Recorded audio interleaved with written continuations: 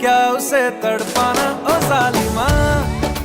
শাহরুখ খানের বিপরীতে প্রথম সিনেমাতেই বেশ আলোচিত হন মাহিরা খান। দুদেশের কূটনৈতিক সম্পর্কের অবনতি হওয়ায় মাহিরা খানকে আর দেখা যায়নি বলিউডে। তাতে অবশ্য জনপ্রিয়তায় ভাটা পড়েনি এতটুকু, দুই দেশেই জনপ্রিয়তার সমান তালে। তবে এবার এই দর্শকের ভালোবাসার কারণে বিব্রতকর অবস্থায় পড়তে হলো তাকে।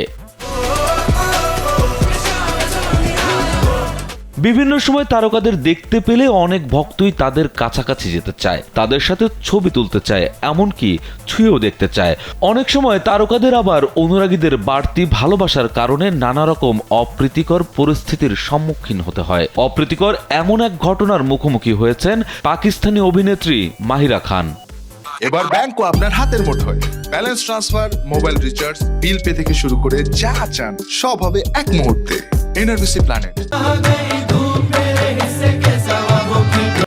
মাহিরা খান সম্প্রতি দেশটির এক সাহিত্য সভায় যোগ দিয়েছিলেন। দর্শকের আসন থেকে কিছু লোক তাকে লক্ষ্য করে বিভিন্ন জিনিসপত্র ছুঁড়তে থাকেন। এতে এক পর্যায়ে ক্ষিপ্ত হয়ে যান অভিনেত্রী।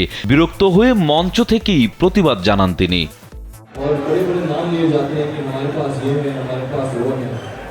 জিনিসপত্র ছোড়াছুড়ির ঘটনায় বিরক্ত হয়ে মাহিরা বলেন, এটা কিন্তু গ্রহণযোগ্য নয়। এই ঘটনায় রীতিমতো ভয় পেয়ে যান তিনি। এদিনের অনুষ্ঠানের ভিডিও শেয়ার করে হতাশার সঙ্গে লেখেন, মঞ্চে অনুষ্ঠান চলাকালীন কোনো কিছুই ছোড়া ঠিক নয়। কাগজে মোড়ানো ফুল হলেও তা মঞ্চে ছোড়া যায় না। পুরো ঘটনাটা খুব ভুল একটা নজির স্থাপন করেছে, এটা কখনো মেনে নেওয়া যায় না। আর এ কারণেই তিনি একটি সিদ্ধান্তও নিয়েছেন।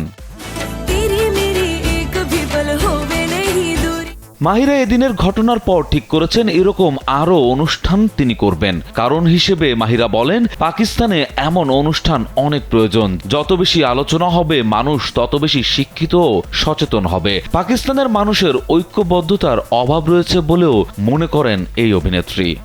সালতানাত কে আখরি বাদশাহ হতো কি বেটা নেই হুয়া। রাজু আহমেদ, কালবেলা।